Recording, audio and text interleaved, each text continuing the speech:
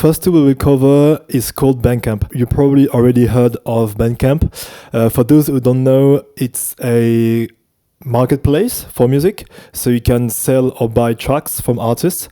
It's really like a Beatport. The really cool thing is that you can really customize everything as you want. Your Bandcamp page will be like a website. I would advise to put all of your tracks, all of your releases on Bandcamp, at least your own releases, not the ones that you will release on other labels, because the labels, they will want the exclusivity on Bandcamp. The releases that you are doing on your own, put them on Bandcamp, even if they are free download on SoundCloud. So if you use a free download link with Hyped It, for example, only on SoundCloud, I would still recommend you to put them on Bandcamp, and you can set the price like either for free or like €1, €2, as you want.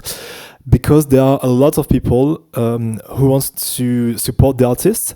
So I have a lot of free download tracks on my label, and still people are going on Bandcamp to pay for the tracks because they just want to support the artist. Because you never know, probably people will be happy to just support you financially. The cool thing about Bandcamp is that it's also a community platform. So you can follow labels, you can follow artists, and every time someone buys a track from your page, they will automatically follow your page, which is cool because after some time you can start growing a community on Bandcamp. So apart from your Instagram and Spotify and SoundCloud, which is pretty cool because you can also communicate with this community. You have a feed section where you can send messages, emails to your community, which is really cool. Maybe people on Bandcamp don't follow you on Spotify or on Instagram, so maybe they will miss your new releases or your big news or whatever. When you go on Bandcamp, there are two options. Either you create a label page or an artist page. If you're an artist, just create an artist page. It's gonna be free, so it's okay. If you own a label, I would still recommend to create an artist page for your label, because the label page is not free and it's pretty expensive for what it does. The options are not that interesting compared to the free plan of the artist page. So be sure to only create artist pages. So when you land on the Bandcamp page, this is how it looks. This is how a profile looks. So it's like some kind of website where you have your own URL here. So first we'll look how to edit your profile. You can go there. Here you can choose your artist name. You can choose your URL, location.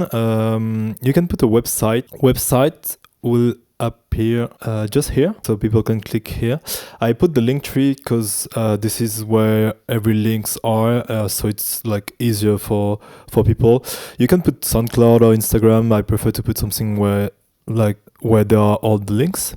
Then you can choose your genre. So I just took electronic. You can choose whatever you want. You can add some tags here. Here you have the payment details. You can receive payments by PayPal. You can also have other payment options. I don't really know them. I mainly use PayPal. Here you have some legal compliance stuff, some tax information, your address, stuff like that. Here you have your full digital discography pricing. So you can offer a discount for people who buy your full digital discography. You can apply whatever you want. Here it's for physical goods, so either vinyls, merch, so you can edit the shipping, return policy, stuff like that. I don't have any goods, so I don't use it. Here you have the navigation bar. So this is this bar, music community here. You can change the titles if you want. You can remove it also if you need. Just to show you, music is like all your releases, and community is where you can talk to your followers. So you can put messages here, and you can just send messages, and the messages will appear here, and also via emails. So every time you post something, your followers will get an email. Just so you know, you can put links here, clickable links, so don't hesitate to put them. And you can also upload pictures. So here you can see that I've done a message for a new release, and I put the Spotify URL of the track and the artworks. Here you can custom the header. The header is this. So whenever people click on this, it will redirect to any link you want. I put my personal Instagram. This is just like my choice, but you can put whatever you want. You can put your SoundCloud, you can put Linktree, whatever you want. Something important, the homepage. So whenever people land on your Bandcamp, you can choose where they will land. So either your latest release or your discography or merch or whatever. So whenever people click on this link, they will land on my full discography. But if you want people to land on your latest release, like this, you can also do that. Just set it up here. Here you can link your upcoming shows. This is via Songkick, so you need to have a Songkick account, and you can display your upcoming shows. This is pretty interesting if you start to have a small community on Bandcamp. So you can link your Songkick URL here, and that's all for this edit profile tab. Now we can look at the design. So page design here. You can change background and colors. So everything you see here, you can edit it. So the color of the font, the background, the header, stuff like that. So you can edit everything here. You can upload the background image here. I just set it as black color, but you can choose whatever you want. And here you have your dashboard. So this is where you will see your sales, your plays, everything like that, all the metrics you need. And just to update or upload the header here, you can click here, you will see upload header.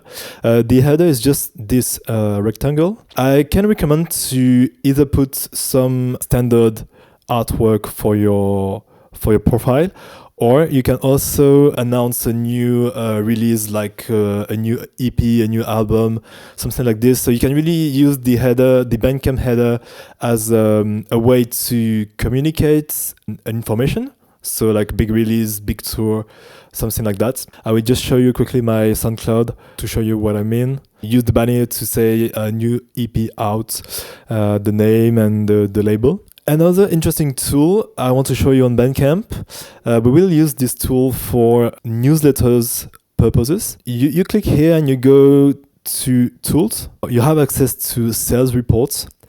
So you can choose to get your reports for the time range you want.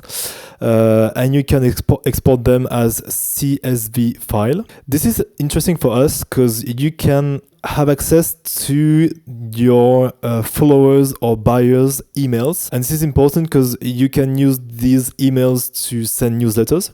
So for that, you will click on raw data. Here you will deselect these two. We just need the buyer details. And then you select the date range.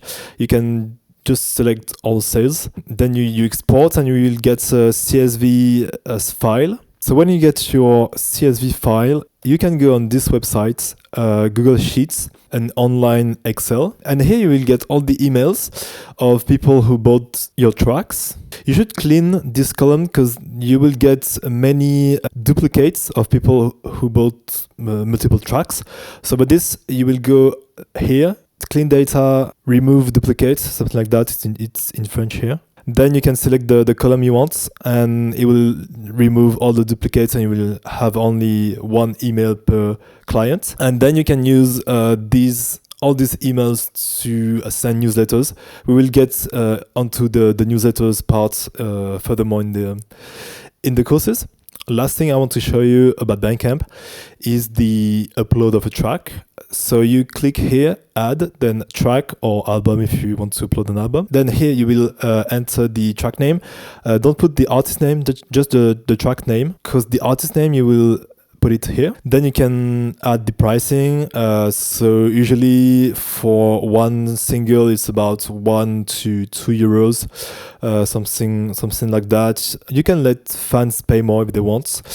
So you can select this button here. Here you can add a description about the track. It's optional. Here the credits, so mastering, artwork, stuff like that. So here the artist. Then you can upload the track art.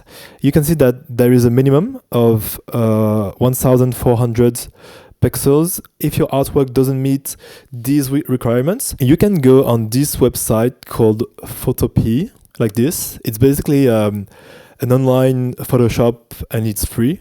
So here you will click on new project, then you will enter here the width and height of your artwork. So we need these requirements, so you can put something like 1500, something like that, or even more if you want.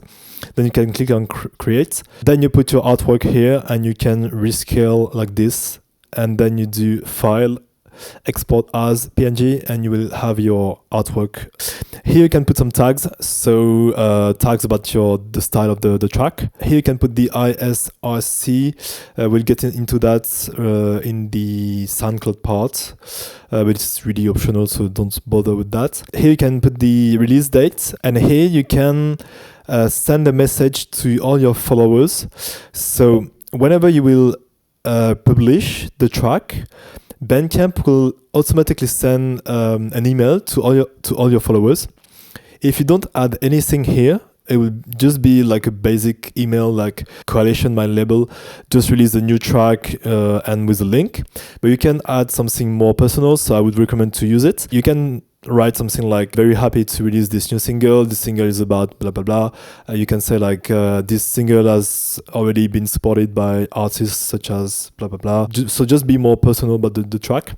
It's always better. Here you can see that you can upload your track as private if you want to like prepare the release. And here you can add the audio. They want lossless audio for sure, because people pay for the track, so of course you don't want to put MP3 files. And that's all for the upload of a track, and that will conclude the Bandcamp part.